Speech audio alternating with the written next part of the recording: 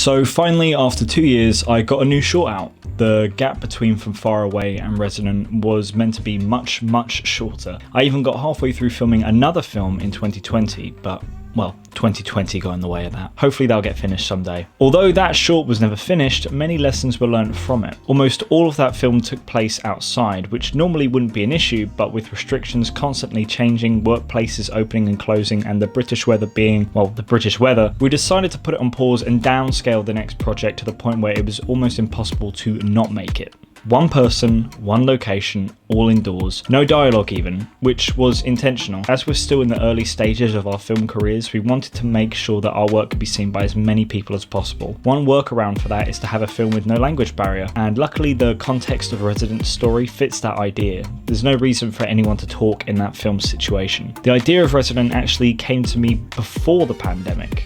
I remember reading stories of someone who lived in another person's attic and thinking, that could make for a really cool little horror piece, but I was never sure if I would actually make it. Once the UK's third lockdown started though, I thought a way to keep my friends and I sane would be to jump on Zoom calls and plan it out. I had already written a rough outline, but Holly, our actress, Louis the producer, and myself would try and fill in the gaps and plan things out from beginning to end, and by the middle of March 2021, we had a finished script. Once the lockdown ended and restrictions eased, we did some test footage in May. We shot some scenes in the script that I thought would be the most difficult to film and pull off, as well as test out the lighting. The hardest part of shooting this film was making the lighting all look natural, so it looked like all the lights were off but still visible somehow. Some of the test footage actually made it into the final film. The shot of the door opening, the torch scanning the kitchen, and the intruder darting through the kitchen were all recorded months before actual filming started. The test footage also helped me figure out how we wanted to colour the movie. We weren't sure if we wanted to go for the usual deep blue look or a more desaturated look. In the end, we decided to mix the two together. I used the Batman 2022 light that I got from the good people over at the Colorist Factory, which really did a good job at desaturating most colours with a bluey green look and heightening the orange and red tones. This was also the first project that I colour graded in DaVinci Resolve instead of Adobe Premiere Pro, which was a real game changer. The shooting took place over 3 days in August, 2 days at my place, and on the third day we only shot one scene, the attic scene,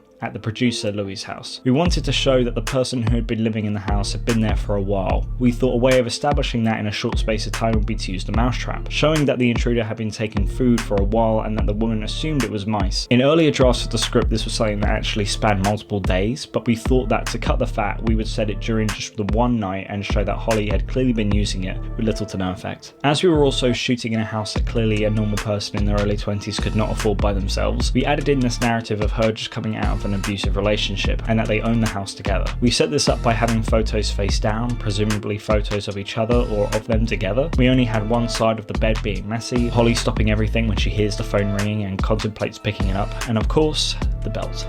We like the idea of people thinking that the intruder could have been the ex at first, but we thought it'd be even more unsettling if it was actually a third person who'd been following Holly and waited for her to be alone to creep into the house. The Polaroids from the stalker show the progression of the relationship, showing them together, moving into the house, Holly crying and then throwing her boyfriend out of the house. We also show that the film takes place in October and that the Polaroids span from April to September, showing that the intruder had been in the house for over a month. As mentioned in my video about good films to watch in October, your mind will always create something scarier than whatever can be put on screen. Because of this, we wanted to make sure that we didn't show the intruder's face. Anytime you see them, they're either out of focus or silhouetted. There are a couple of shots where the torch hits the intruder's face, but not even for a second, so I can let that slide, as I think the briefness of it actually adds to the tension. Once filming was completed, I put together a rough edit of what the film would look like, and we were really happy with what we had shot. Although we did realise in the edit that we had made a couple of slip-ups that needed reshooting, so we got those sorted out straight away. And by straight away I mean we shot them literally 6 days before the film's release. I then brought on our composer Dustin Han, who I'd worked with for over 4 years now. The first time we had worked together was on a short film I did in my first year of university back in 2017. We then worked together again on From Far Away in 2019, and now with Resident. Dustin continually exceeds my expectations with the music, and I tried to give him as much creative freedom as possible, and my trust is yet to be misplaced. So that was the making of Resident. It's very simple and short, but I think it works because of that. Something simple that is executed really well, I think will always do better than something big and ambitious that doesn't quite reach its goals. Having said that, the next couple of projects I have lined up are much closer to that of From Far Away than Resident, but it was fun to play around in the horror sandbox for a bit. Horror is one of my favourite genres, but I always shied away from making something in horror, as if you don't execute it properly, then it can just be funny. However, the response to Resident has been overwhelmingly positive, so thank you to everyone who has watched and supported it. I do have a couple of ideas for potential horror shorts in the future, so if that is something that you are interested in, then please let me know. Thank you to everyone for watching this. I hope you found it interesting. This project was a lot of fun to make, especially after the pandemic, and I'm really glad to hear that a lot of you are enjoying it. We don't make these films for the views, but the fact that Resident has soared well above what we thought it would get view-wise is also incredibly motivating for our future projects, which I look forward to telling you about very soon.